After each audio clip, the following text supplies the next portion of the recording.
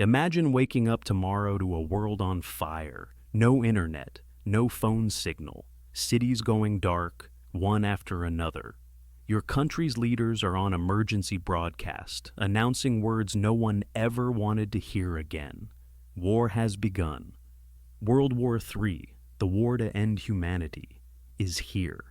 And the question is simple. What do you do in the first 24 hours? Let's rewind. It's 7 a.m., your local time.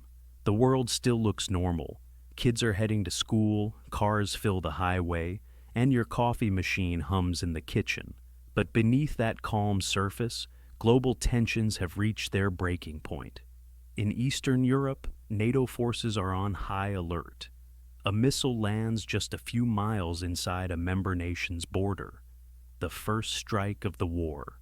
Within minutes, a series of retaliatory attacks begins. Satellites detect multiple launches from both sides.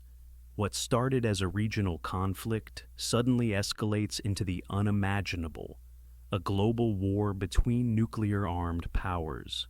The United States, Russia, China, and their respective allies are now mobilizing. Social media floods with unverified clips of explosions, interceptors, and emergency alerts. Governments impose martial law. Airspace across entire continents is shut down. And at that moment, your life, and everyone's life, changes forever. Most people freeze. It's human nature. Denial, confusion, disbelief. You scroll your phone, trying to confirm if this is real. Then the internet slows and cuts off. The power flickers. The radio crackles back to life. All residents are advised to remain indoors, gather essential supplies, avoid travel. That's it. The official signal that the unthinkable has happened. You have 24 hours before the situation collapses, before chaos spreads, before resources vanish, and before major cities become unsafe. Those who survive the first 24 hours will have a fighting chance. Those who don't act won't. So, what should you do first? Let's break it down, step by step. These are not theoretical steps. They're based on real military survival protocols, emergency management research, and declassified civil defense guidelines. Each one buys you time, the most valuable resource in a collapsing world. 1. Secure immediate shelter. Your first and most urgent priority is shelter, protection from potential blasts, fallout, or chaos outside. If the initial conflict involves nuclear or strategic strikes, blast waves can reach several kilometers from ground zero. Fallout radiation spreads with the wind. Your safest move isn't to run, it's to shelter in place. Find the lowest, most central part of your building, a basement, underground parking, or an interior hallway without windows. If you live in an apartment, move to the center floor, away from outer walls. Put as many dense materials, concrete, dirt, even books, between you and the outside as possible. You'll hear conflicting advice online. Evacuate immediately, or head to the countryside. But remember, roads will be jammed, air sirens blaring, and fuel stations empty within hours. Your survival depends on staying still and protected during the first wave of attacks. After the initial strikes, wait at least 24 hours before moving, unless you're in immediate danger from fires, radiation, or violence. 2. Lock down water and food. In every war scenario model, from the RAND Corporation to FEMA simulations, water is the first system to fail. Municipal pumps require electricity. Once the grid collapses, tap water becomes unreliable or contaminated. Fill every container you have, sinks, bathtubs, bottles, even trash bins lined with clean bags. You'll need at least 1 gallon per person per day, minimum. Food comes next. Grab high-calorie, non-perishable items. canned goods, peanut butter, protein bars, rice, dried beans. You're not stockpiling for weeks, just enough to get through the chaos of day one until you can safely move or regroup. If you have pets, don't forget them. In most historical evacuations, from Hurricane Katrina to Mariupol, leaving pets behind led to tragic outcomes. Remember, supermarkets will be empty in hours. Once panic spreads, even basic items like bread and batteries will vanish. By acting early, before the mass panic begins, you're already ahead of 90% of people. 3. Establish communication. When war breaks out, information becomes your lifeline. Without it, you're blind. Keep a battery-powered or crank radio. Shortwave is best. It'll pick up emergency frequencies long after cell towers go dark. Tune into national emergency channels. Write down broadcast instructions, locations of safe zones, curfews, or evacuation orders. If you can, contact family or close friends immediately. Send a short, factual message. War confirmed. Safe. Shelter in place. We'll update. Then conserve power. Turn off non-essential devices. Keep one phone power down for later use. You may need GPS or offline maps when moving. Information will determine who lives and who doesn't. Rumors kill faster than bombs. Trust only official emergency channels and your own eyes. The beginning of chaos. By hour 6, panic spreads faster than any weapon. People flood gas stations, highways, and grocery stores. Emergency lines collapse, and soon, the violence begins. You'll hear distant gunfire, sirens, and explosions. But if you followed the first 3 steps, you're ahead. You're hidden, protected, supplied, and informed. Meanwhile, the world's superpowers continue exchanging strikes. Military bases, communication hubs, energy grids. The global internet backbone goes offline. Bank systems freeze. And every modern convenience, the stuff we take for granted, disappears. That's when you move to the next phase of survival. Defense, escape, and long-term planning. You've survived the first 6 hours of World War III. Now, the real fight begins, not against nations, but against chaos itself. The world has changed. In less than half a day, the global order, the systems we built over a century, have collapsed.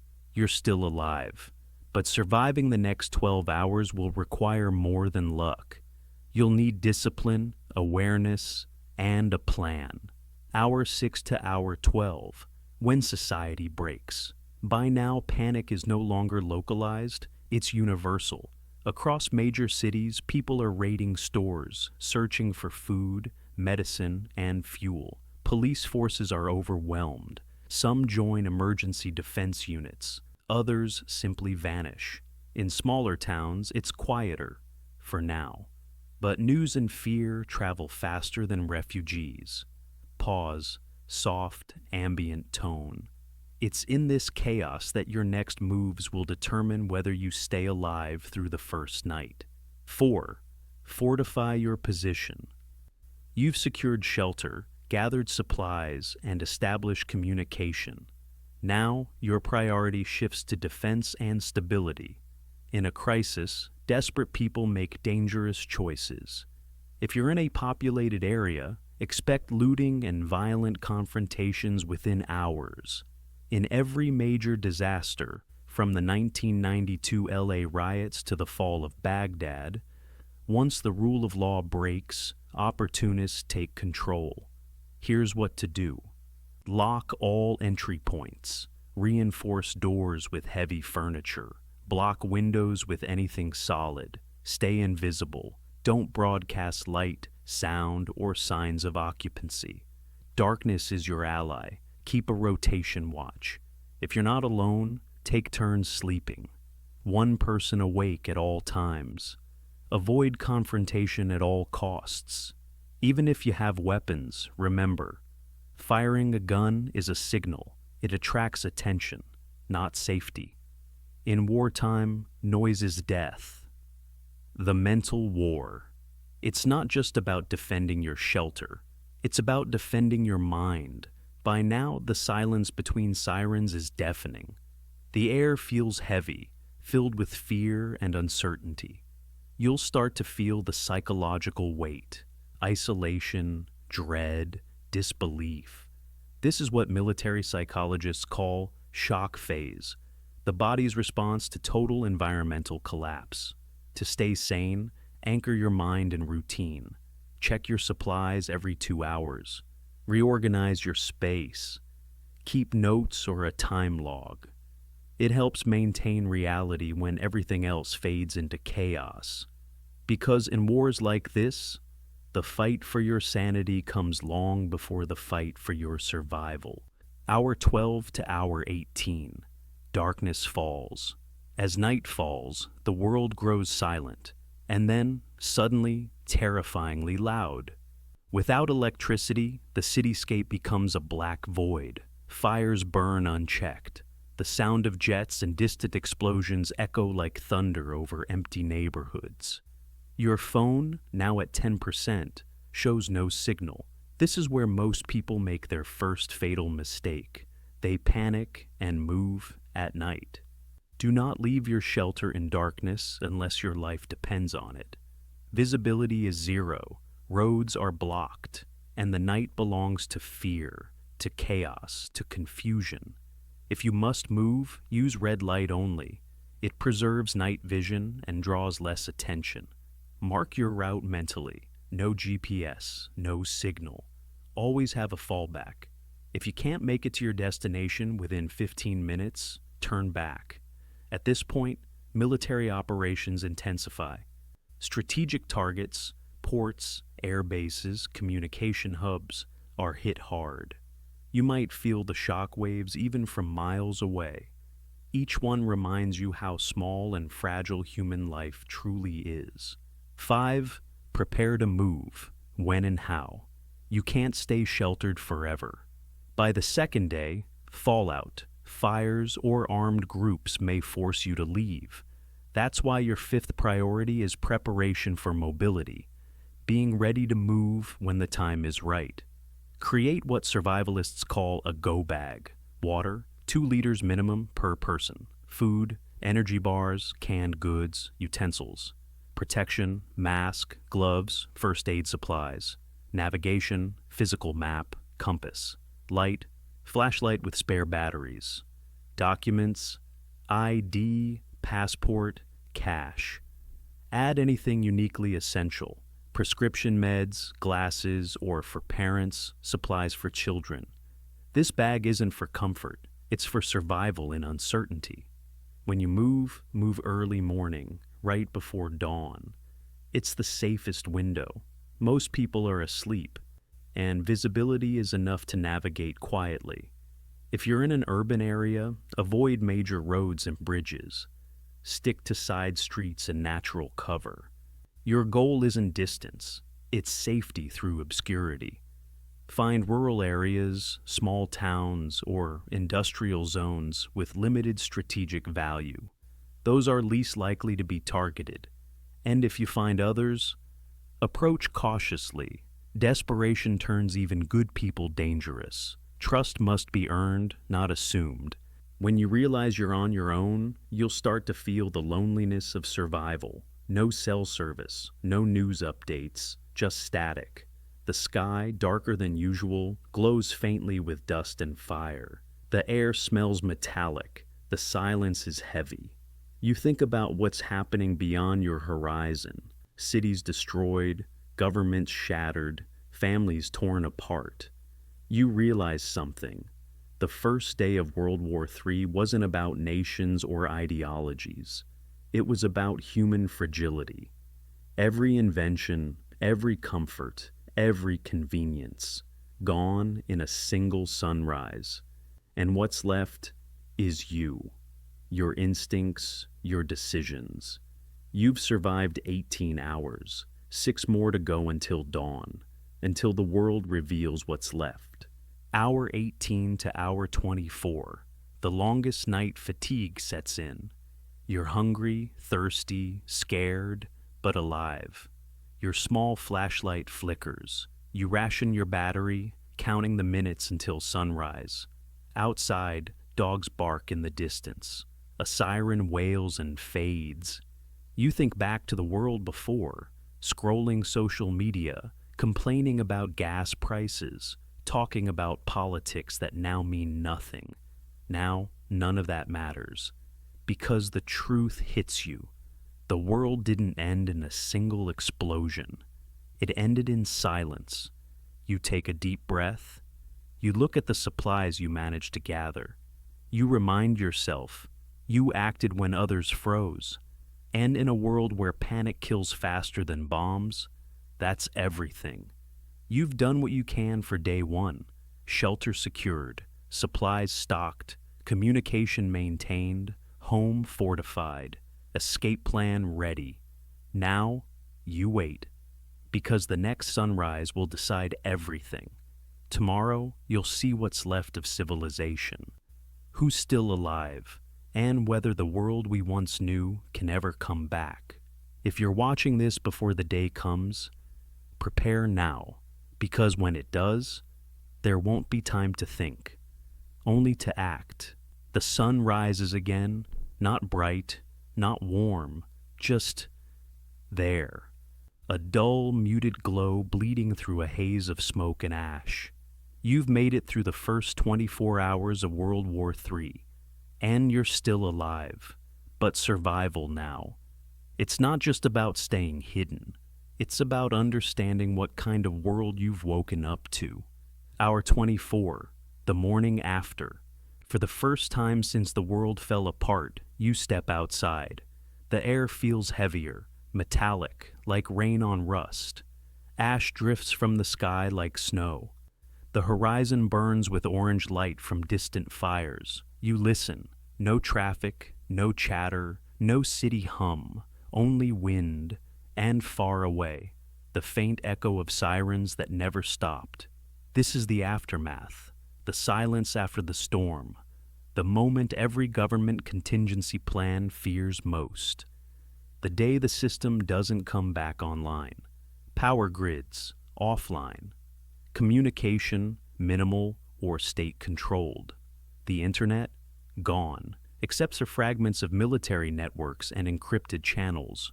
You've entered what survival experts call the gray period, the phase between shock and reconstruction, when no one knows who's in charge or who's still alive to lead. Assess the fallout. Your first task is simple but vital.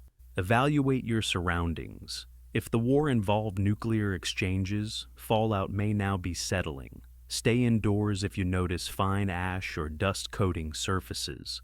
If you must go outside, wear long sleeves, cover your mouth, and avoid touching anything exposed. Rainfall in the first 48 hours could carry radioactive particles. Never collect it for drinking. Use only sealed or stored water. Check for unusual symptoms, nausea, dizziness, burns. If you or anyone with you show them, it might be early radiation sickness. Rest, hydrate, stay shielded. It's a cruel truth. Even after the bombs stop falling, the danger hasn't. Reestablish communication. By now, shortwave radio is your most reliable window to the world. Turn it on. Listen. Maybe you hear coordinates, coded numbers, or voices calling for survivors. This is Emergency Channel 2. Safe zone established at Sector Delta 9. Repeat. Those messages, even if faint, are gold. They tell you who's organizing, where aid might be gathering, or where military forces are regrouping. But remember, not all signals are safe. Some could be traps, rogue transmissions, or misinformation. If the message seems inconsistent or repeats unnaturally, stay cautious. When in doubt, stay put another 12 hours. Observe. Watch the sky for aircraft patterns. If they're flying in formation, it means coordinated activity. and possible safe zones nearby. Find other survivors carefully. Humans are social creatures. Isolation can destroy the mind faster than hunger, but in a lawless world, trust becomes the rarest commodity. Approach others with distance and signals. Use non-threatening body language. Open palms, no sudden movement. Speak first. Identify yourself clearly. Ask basic questions. Where are you from? Are you alone? What have you heard? If they respond calmly and seem oriented, you might have found an ally. If not, back away slowly. Never turn your back until distance is safe. In every historical collapse, from Sarajevo to Aleppo, small groups of civilians banded together to rebuild safety. Shared labor, shared vigilance, shared hope. You can't survive forever alone, but you can choose who you survive with. Move towards stability. If your shelter is compromised, no food, no water, or structural damage, you need to relocate. Early daylight offers your first safe window to travel. You'll want to head for rural zones, low population, high resource potential. Follow water, rivers, streams, pipelines. They lead to life, even when the grid is gone. Look for farms or small villages untouched by bombing, abandoned industrial sites with wells or tanks, natural cover, forests, valleys, hillsides. Avoid major cities, targets and chaos, military bases, secondary strikes, highways, checkpoints or ambushes. Always travel quietly, early morning or late evening. Every sound carries farther now, and every stranger is a question mark.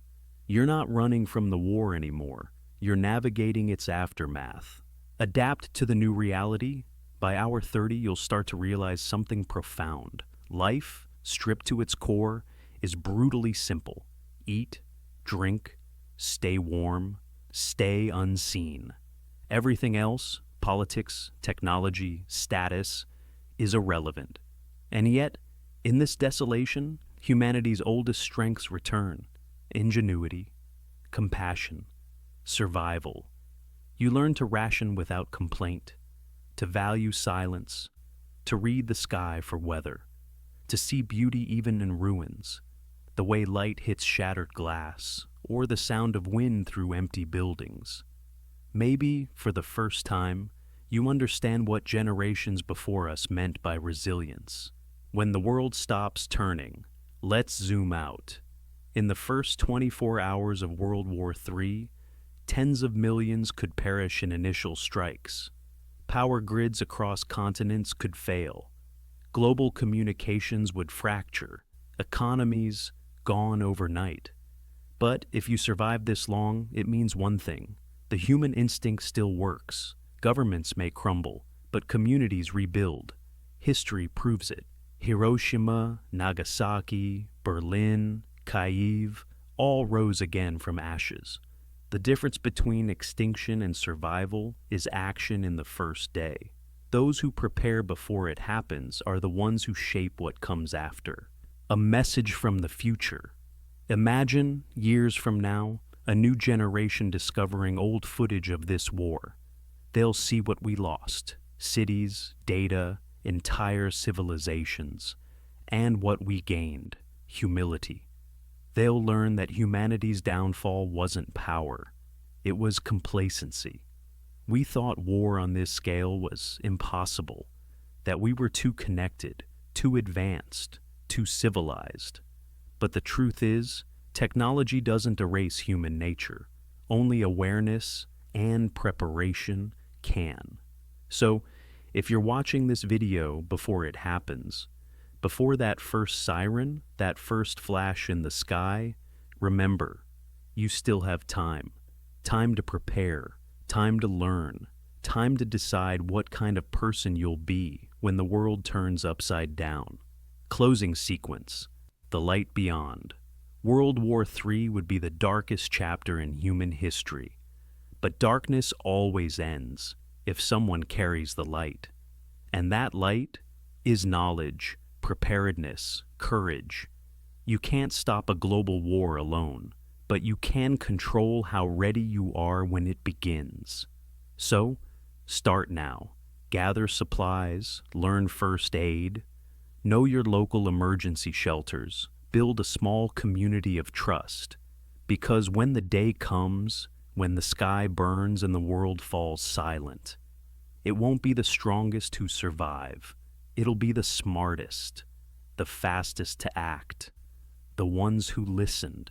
If World War III starts tomorrow, make sure you're one of the few who see the day after.